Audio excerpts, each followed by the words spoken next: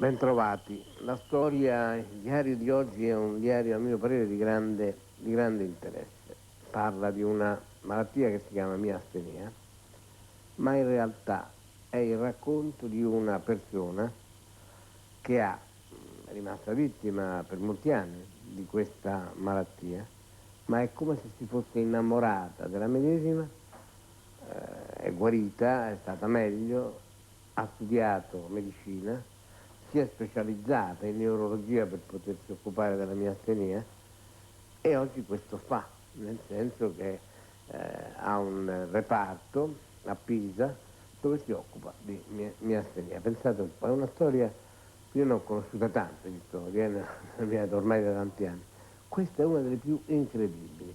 La signora accanto a me si chiama Roberta Ricciardi, ben trovata, ed è, insomma, è un medico specialista in neurologia, appunto, presidente dell'AIM Toscana, ONLUS, dell'associazione che lotta contro la miastenia grave. Ma com'è la sua storia? Cominciamo. Innanzitutto, in 3 parole, cos'è la miastenia? La miastenia è una malattia muscolare di tipo autoimmunitario caratterizzata da una esauribilità progressiva della forza muscolare che può arrivare in tanti casi veramente all'impossibilità a compiere i movimenti più semplici. Bene, adesso ce lo facciamo raccontare anche da questa scheda di Fabrizia Avolio, così firmiamo bene il concetto della miastenia. Prego. Miastenia grave, dal greco debolezza muscolare, è una malattia cronica che si manifesta senza preavviso e colpisce il sistema immunitario. In che modo? L'organismo produce degli anticorpi che rendono poco efficace il passaggio dell'impulso dai nervi ai muscoli. Un miastenico quindi inizia a camminare, correre, ridere, ma all'improvviso non ha la forza per continuare queste azioni. I sintomi più comuni sono la difficoltà a tenere sollevate le palpebre, a masticare, deglutire, parlare, il vedere doppio, fino a problemi respiratori anche gravi. Le cause sono quindi autoimmunitarie. Si sa che non è una malattia ereditaria e che colpisce più frequentemente le donne tra 20 e 30 anni e gli uomini tra 50 e 60. Si stimano almeno 10.000 pazienti miastenici in Italia. Ma si può curare? Fondamentale riconoscerla precocemente. In questo modo, con le terapie attuali, si restituisce all'80-90% dei pazienti una vita pressoché normale. È così? Quanto abbiamo detto? No? L'importante proprio è la diagnosi precoce e indirizzare i pazienti dall'esperto, perché Lei siamo quanti anni pochi. aveva quando fu 14. scoperta questa... 14 anni. E quale fu il sintomo? Ho cominciato improvvisamente a vedere doppio, poi ho avuto una stanchezza progressiva strana, non riuscivo nemmeno a tenere i libri in mano, a montare gli scalini. Consideri che fino a quel momento io facevo una vita normale, forse super normale, ero appassionata di montagna, facevo le ferrate, facevo danza classica, per cui avevo anche un apparato muscolare parecchio allenato, per cui era strana. Ma nessuno mi credeva quando io raccontavo che non ce la facevo più a Quindi fare niente. ci volle tempo per arrivare a una diagnosi. E purtroppo ho dovuto Che è il smettere di problema. respirare perché qualcuno mi credesse, perché dicevano sforzati, non è possibile, tu non hai niente. Gli esami erano tutti perfetti, era tutto normale e io non ce la facevo più a fare niente. Poi improvvisamente ho cominciato ad avere difficoltà a ingoiare, non ingoiavo più nemmeno un goccio d'acqua, ho cominciato ad avere un po' di difficoltà a respirare e poi ho avuto l'arresto respiratorio e veramente mi hanno preso per i capelli. E lì ha avuto la tracheotomia. La tracheotomia. Pensavo fosse... E lì ho avuto la diagnosi e quando ho sentito il nome miastenia gravis ho detto, certo il gravis, io che facevo il classico, quindi il latino lo conoscevo bene, dico, non mi incoraggiava certo a sperare in un futuro. Quindi lei non aveva ancora 15 anni quando gli è stata diagnosticata. Sì. E l'hanno attaccata a un respiratore. E lì sono rimasta per 7 anni. 7 anni. Quanti anni è stata in rianimazione in ospedale? Sono stata 4 anni in rianimazione e poi i miei genitori, istruiti dagli anestesisti, sono riusciti a portare un respiratore a casa e mi hanno tenuto 3 anni a casa in quelle condizioni, però perlomeno avevo l'affettività di una famiglia che era molto importante. In quei 7 anni attaccata al respiratore, è lì che lei ha deciso, se se la fosse cavata, di studiare medicina e specializzarsi in miastenia? Sì, ed è stata veramente una follia, cioè un sogno da ragazzina, perché nelle condizioni in cui ero era veramente una pura pazzia pensare una cosa del genere, però nella ignoranza medica mia e con la mia ingenuità io ho creduto veramente che come mi era venuta all'improvviso, prima o poi questa malattia sarebbe andata via, però è stata veramente una lotta quotidiana per la sopravvivenza che non si può nemmeno immaginare.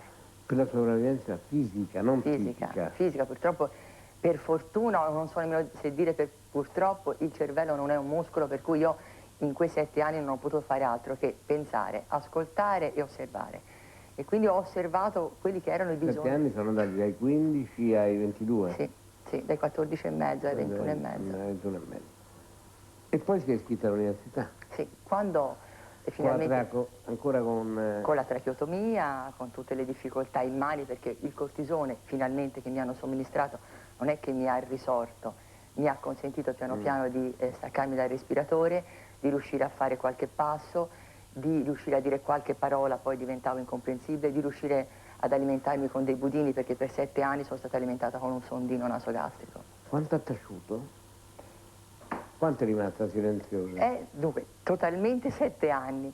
E poi diciamo che ho avuto molta difficoltà a riprendere a parlare perché i muscoli erano praticamente atrofizzati e tutti hanno detto che io non avrei più recuperato la parola normale. Quindi... L'avesse raffreccata una, non bene. Sì, no, perché mi hanno detto accontentati di fare 10 passi a 22 anni, accontentati di riuscire a respirare con la tracheotomia e di riuscire a mangiare un budino quando ce la fai.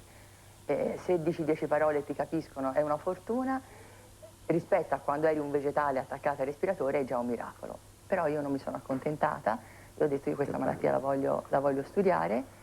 Senza paura, non aveva paura, o aveva paura? Avevo paura perché le difficoltà, ma soprattutto le umiliazioni sono state tante, cioè immaginatevi una... Beh, le umiliazioni sono Sì, le parole che ha detto. ma no? una ragazzina trovarsi insieme ai suoi coetanei all'università, cioè avere difficoltà a montare uno scalino, ci mettevo un'ora accompagnata dai miei genitori per fare un piano di scale, non c'era l'ascensore, per assistere alle lezioni, avere la tracheotomia, vedere tutti gli altri che si girano, che ti osservano, cioè è una cosa che ti addolora, che ti fa sentire diversa. Si è laureata nei tempi... Sì, perché tanto non avevo dispersioni, diciamo, potevo solo studiare. E si è specializzata in neurologia. Sì, però piano piano già all'università io ho cominciato a capire tante piccole cose della malattia che mi hanno permesso di cominciare a modellare le terapie su di me, perché credo che veramente il clou della risoluzione di questa malattia sia costruire terapie personali. Ma pensate che cosa straordinaria. Lei si decide di fare medicina, la specializzazione in neurologia e comincia a studiare questa terribile malattia invalidante che l'ha bloccata per tutti questi anni. Io trovo che assomiglia all'Orio di Lorenzo, insomma, assomiglia a quelle volontà forti e ora lei non ce l'ha più. Sono in remissione totale, non prendo più farmaci da diversi anni ormai. E la cura però? La curo, sì, cioè non è che sono guarita perché so bene che mi può ritornare, la mia astenia è subdola, però credo che oramai la mia convivenza con lei sia stata abbastanza lunga e forse gli sono venuta a Però lei può essere la più straordinaria diagnostica perché avendola avuta lei la capisce. E l'ho avuta talmente in forma grave che io purtroppo non c'è sintomo che il paziente mi descrive che io non abbia vissuto su di me. Perché quanti anni ha perso lei in attesa della diagnosi, scusi? No, in attesa della diagnosi sono stati pochi mesi perché poi ho smesso di respirare, però in attesa delle cure sono passati 7 anni. Perché non c'erano o perché no, non c'erano, devo dire che all'epoca non si sapeva che era autoimmune, per cui al di là del farmaco sintomatico non esistevano terapie causali e dopo poco che in America hanno cominciato a utilizzare il cortisone io l'ho assunto.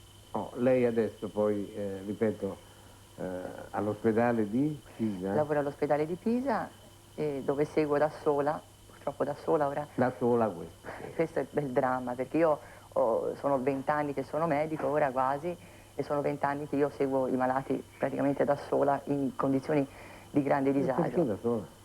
Perché? Perché è una malattia un po' particolare, in cui forse la mia totale dedizione non è stata capita, in cui purtroppo nella medicina esistono dei percorsi burocratici che sono non sempre idonei alle necessità del paziente. Ma lei di cosa avrebbe bisogno?